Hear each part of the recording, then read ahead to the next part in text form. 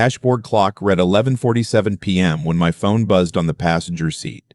I almost didn't answer. I was 3 hours outside Edmonton, windows down, coffee going cold in the cup holder, halfway through the kind of drive where you stop thinking and just let the highway put you in a trance. I answered.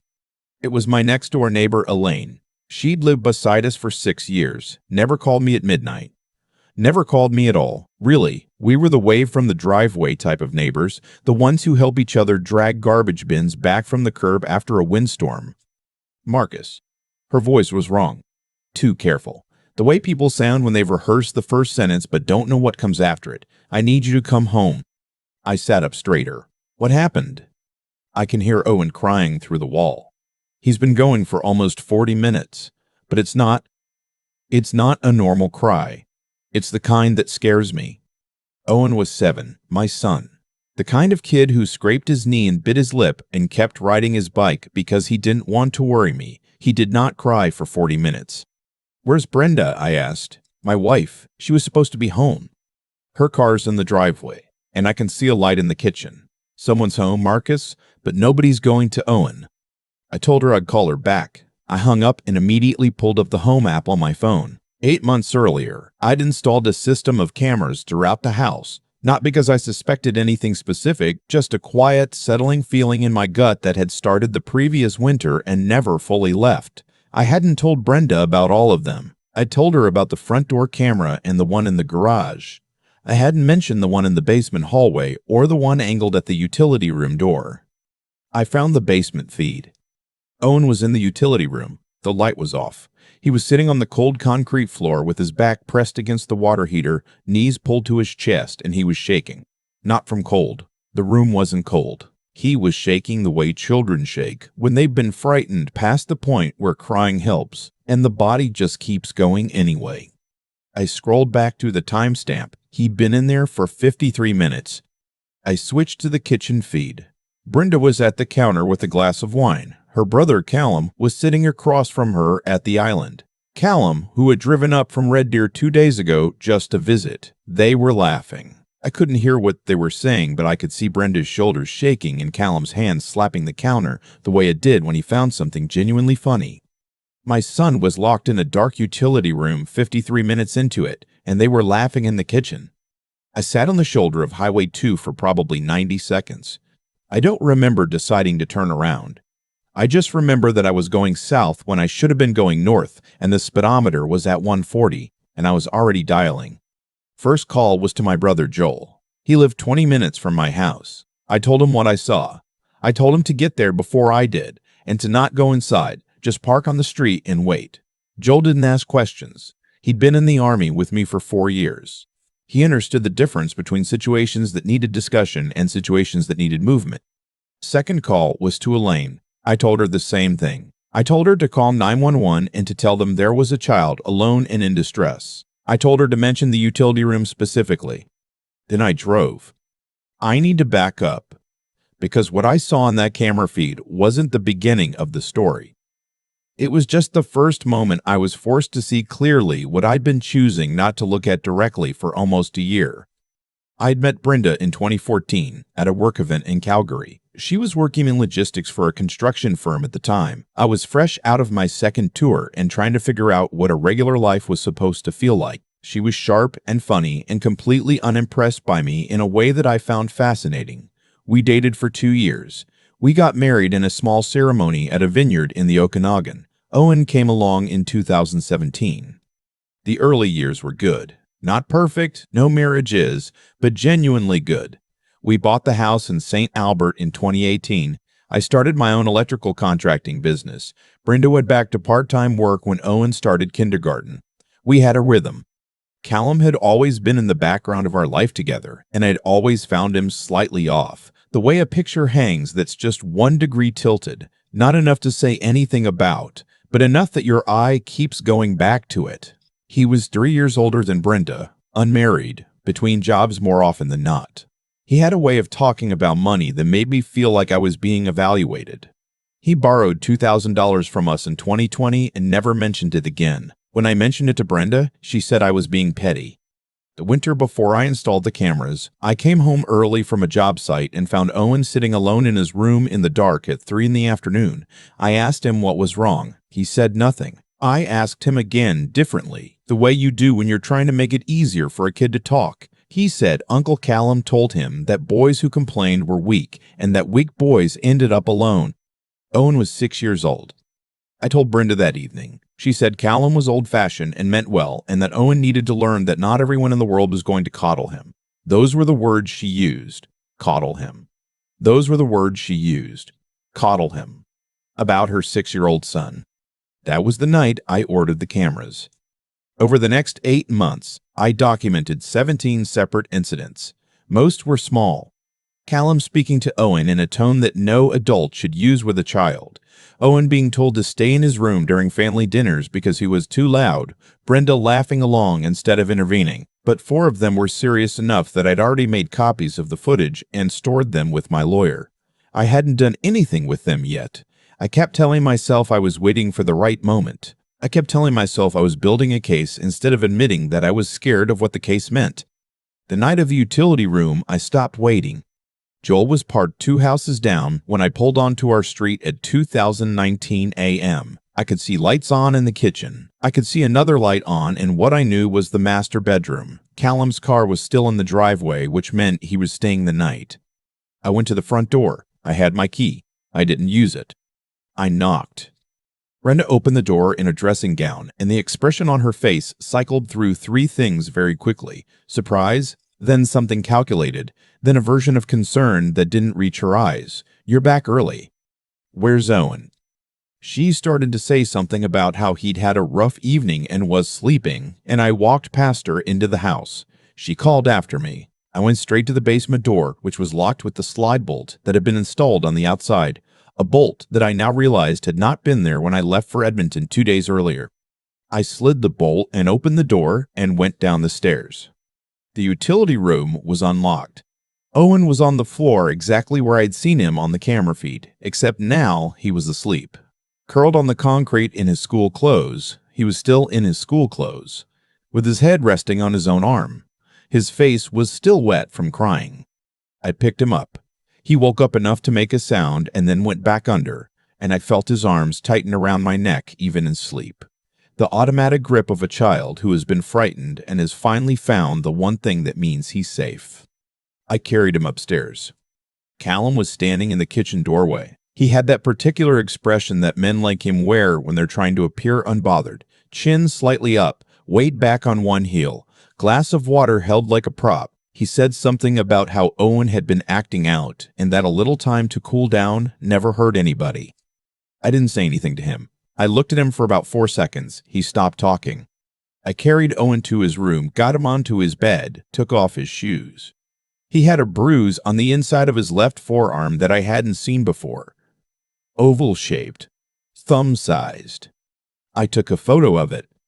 Then I went to the kitchen, sat down at the table, and called my lawyer. James Okafor had been my lawyer since I started the business. I trusted him because he'd told me things I didn't want to hear on 3 separate occasions and been right all 3 times. I woke him up at 2:30 in the morning, and he answered like a man who had been in this situation before, which I suspected he had. I told him everything.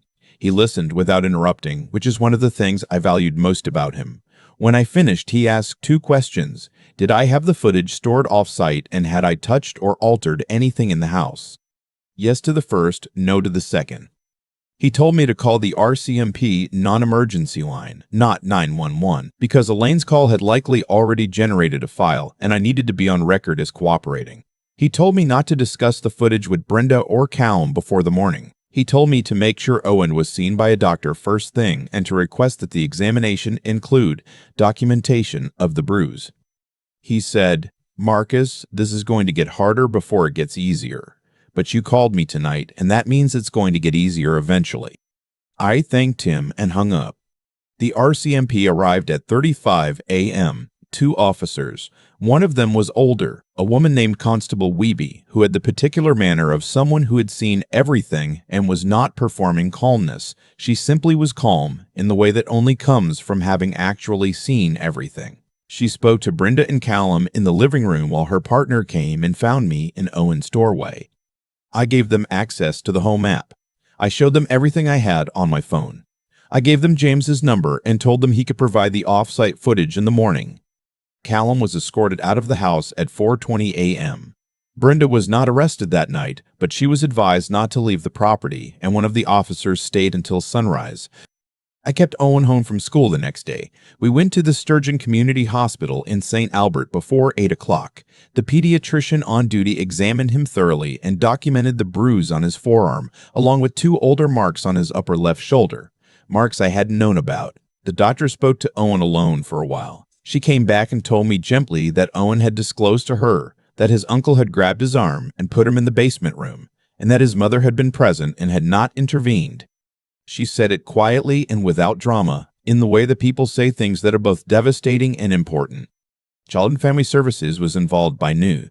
The next several weeks were not something I wanted to describe in detail because they involved lawyers and interviews and a custody process that felt like being slowly turned inside out. What I can tell you is that the footage I'd gathered over those 8 months turned out to be more significant than even I had understood. James had a forensic media specialist review and authenticate all of it. Among the footage was a recording from 6 weeks earlier, one I'd seen at the time but hadn't fully processed, in which Callum told Brenda, clearly and without ambiguity, that if Owen kept this up, the life insurance money would give them both a fresh start. I didn't understand what he meant when I first watched it. By the time the police watched it, they understood immediately. Brenda had taken out a supplemental life insurance policy on Owen 9 weeks earlier. She had not told me. I'm not going to describe what that felt like. There aren't adequate words for it, and I don't want to put inadequate ones in their place. I will just say that Constable Weeby, when she came to tell me what they'd found, sat across from me at my kitchen table and didn't rush me and didn't try to explain it away and didn't offer anything except presents, which was exactly the right thing. The Crown proceeded with charges against both Brenda and Callum: forcible confinement of a minor, failure to provide the necessaries of life, and in Callum's case, an additional charge related to the insurance policy that I'm not able to describe in more detail because the matter was still unresolved at the time I last spoke to James about it. At the bail hearing, the Crown successfully argued that neither Brenda nor Callum should have contact with Owen. Brenda's bail conditions restricted her to her parents' home in Lethbridge. Callum was denied bail entirely. I want to tell you about a Tuesday morning, about 3 weeks after all of this began. Owen and I were eating breakfast. He'd asked for pancakes, which is a thing he always asks for, and which I am genuinely bad at making. They come out uneven and too thick on one side, and he finds this hilarious. He was laughing at a particularly lopsided one and poking it with his fork. And for about 90 seconds, it was just a Tuesday morning with pancakes and a 7-year-old who thought his dad's cooking was funny. Then he got quiet, the way kids get quiet when they've been carrying something. He said, "Dad, did I do something wrong? Is that why Mom let Uncle Callum put me in there?" I put down my fork. I looked at him across the table, and I told him no. I told him clearly and without hesitation, and I told him he would never need to question that. I told him that what happened was not because of anything he did or didn't do, and that some adults make choices that children are never responsible for, and that my only job from that point forward was to make sure he was safe. He nodded like he was filing it away. Then he poked the pancake again. "It's really bad," he said about the pancake. "I know," I said. He ate the whole thing. The trial took place the following spring at the Court of Queen's Bench in Edmonton. I won't recount every detail. Court proceedings have a particular texture of agonizing slowness interrupted by moments of sudden clarity, and I don't want to subject you to all of it. What I will tell you is that the footage was devastating in the way that clear, unambiguous evidence is devastating. Not dramatic, not cinematic, just inescapably real. The jury didn't deliberate long. Brenda's lawyer attempted to argue that she had been under psychological influence from her brother, and that her capacity to protect Owen had been compromised by years of his manipulation. There was some truth to that argument, and I'm not going to pretend otherwise. But there's a difference between an explanation and an excuse, and the jury apparently understood the difference. Callum was convicted on all counts and sentenced to 6 years at a federal facility. The charge related to the insurance policy resulted in a separate fraud conviction that added time. Brenda was convicted of failure to provide the necessaries of life and received a conditional sentence of 2 years less a day to be served in the community, along with a lifetime prohibition from being alone with any minor, including Owen. She appealed the conviction. The appeal was dismissed. I have full custody of Owen. He's 8 now. He's in a Lego robotics club on Thursday evenings, which he takes completely seriously. He has a best friend named Tyler from across the street who comes over most weekends, and between the two of them, they have consumed a quantity of goldfish crackers that I think should be investigated by someone. He is doing well in school. He still has nightmares occasionally. The pediatric therapist we see every 2 weeks says this is normal and that it will improve with time, and I believe her because she has been right about everything else so far. He asked me recently what I did when I was scared. I told him I called people I trusted and I kept moving. He thought about that for a moment. That's a good plan, he said. I think about Elaine a lot. I think about the fact that she picked up her phone at midnight and made a call that cost her nothing and changed everything. I think about how many times in how many houses there is a child on the other side of a wall and somebody doesn't make that call. I think about the teachers and the counselors and the neighbors who see something that almost makes sense as normal and decide it isn't their place. It is your place. That is the one thing I want anyone listening to this to take away. It is always your place when a child is involved. Owen will carry what happened to him. I know that. Trauma doesn't disappear just because the danger does. But he knows that the first thing I did when I found out was come home. He knows that his dad drove 140 kilometers an hour down a dark highway in the middle of the night because there was nowhere else to be. That's the thing I want him to remember, not the basement, not the dark, just that someone came. I keep coming back to the 8 months. Not the night I drove home, not the courtroom, not even the moment I found Owen on that concrete floor. I keep coming back to the 8 months I spent quietly watching, documenting, copying files to a folder on a server that only James knew existed. Because that's the part that doesn't fit the version of this story people want to tell. The one where a father gets a phone call, races home, and saves his kid through sheer force of love and urgency. That version is cleaner. It's easier to hold. The truth is messier. The truth is that I saw the signs earlier than I wanted to admit, and the first thing I did was not act. It was observe. And for a long time I told myself that was cowardice, that I should have moved faster, that 8 months was too long for a child to wait. I've had to sit with that. I still sit with it sometimes. But here's what I've come to understand. The 8 months are also why Callum is in a federal facility right now and not walking free on a technicality. Impulse would have gotten me a confrontation, maybe a restraining order, maybe a custody battle I couldn't win. Patience, the painful, deliberate, eyes open kind, got me a conviction on every count. That's not a comfortable lesson. It requires you to hold 2 things at once, that you should have moved sooner and that moving too soon would have made things worse. Both are true. Living inside that contradiction is part of what it means to try to do the right thing in a situation where there is no clean option. What I know about Owen is that he is going to be fine. Not because the bad thing didn't happen. It did, and he'll carry traces of it for years, and anyone who tells you otherwise is selling you something. He'll be fine because he is fundamentally a kid who trusts people, and that trust wasn't destroyed. It was tested, and the adults who should have protected it failed, and the adults who could protect it showed up. He has learned at 7 years old that the world contains both of those kinds of people, and that it matters enormously which kind you choose to be. I think about what I want him to carry forward from this. Not the fear, not the dark utility room, but the understanding that being a decent person is not passive. It requires you to pay attention, to think clearly when your instincts want to override your judgment, and to keep moving when moving is the only thing left to do. Elaine paid attention. James thought clearly. Joel moved without hesitation. Owen watched all of it. He's 8 years old, and he already knows more about what integrity looks like in practice than most people learn in a lifetime.